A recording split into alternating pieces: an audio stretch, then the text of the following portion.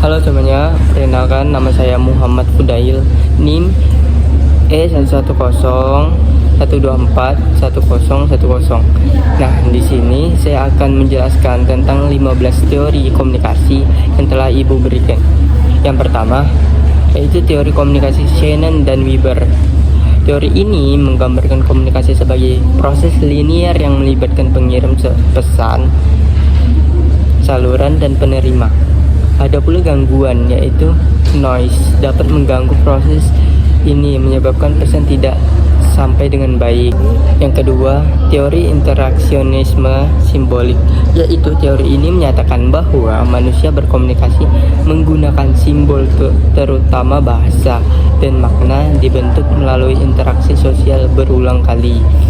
Yang ketiga itu ada teori konstruksi sosial realitas. Teori ini menjelaskan bahwa kenyataan sosial tidak bersifat objektif, tetapi dibentuk dalam dan disepakati bersama melalui komunikasi antar individu dalam masyarakat. Yang keempat ada teori agenda setting, yang dimana media massa mengaruhi isu apa yang dianggap penting oleh publik dengan menonjolkan topik-topik tertentu secara berulang kali. Yang kelima, teori spiral keheningan. Teori ini orang cenderung menyembunyikan pendapatnya bertentangan dengan mayoritas karena takut dikucilkan secara sosial. Yang keenam, teori ini ketergantungan media. Nah, semakin tinggi ketergantungan seseorang terhadap media untuk informasi, semakin besar pula pengaruh media terhadap sikap, emosi, dan perilakunya. Yang ketujuh itu ada teori kognitif sosial, yaitu orang belajar perilaku melalui observasi terutama dari media dan kemudian menirunya, tergantung pada ganjaran atau hukuman yang terlihat. Yang kedelapan ada pengguna dan kepuasan. Teori ini berfokus pada bagaimana individu secara aktif memilih media konten tertentu untuk memenuhi kebutuhan mereka seperti hiburan, informasi, atau perlarian, semacam hal itu. Yang kesembilan ada teori difusi inovasi. Teori ini menjelaskan bagaimana ide, produk, atau teknologi baru menyebar dalam suatu masyarakat melalui tahapan adopsi oleh kelompok-kelompok tertentu. Nah, yang ke-10, teori dramaturgi.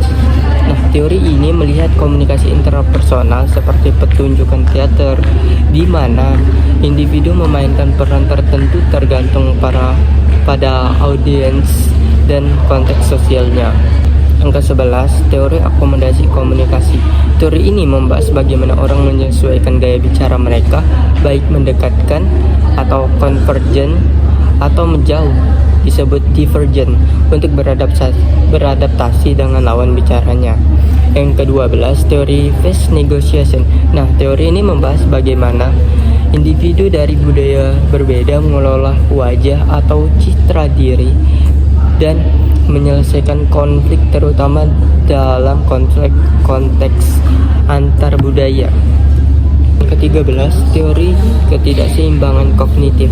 Teori ini ketika seseorang mengalami ketidaksesuaian antara keyakinan dan perilaku, ia akan terdorong untuk mengubah nasib untuk mencari justifikasi agar keseimbangan kembali.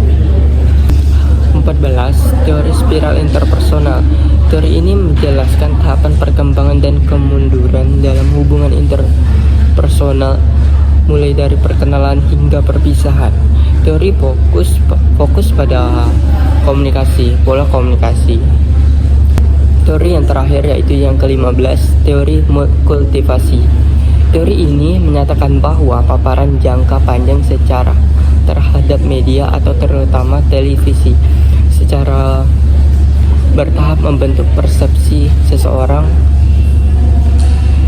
Selanjutnya, teori ke-15 yaitu teori kultivasi. Teori ini menyatakan bahwa paparan jangka panjang terhadap media atau terutama televisi atau disebut TV secara bertahap membentuk persepsi seseorang tentang kenyataan sosial, terutama tentang kekerasan.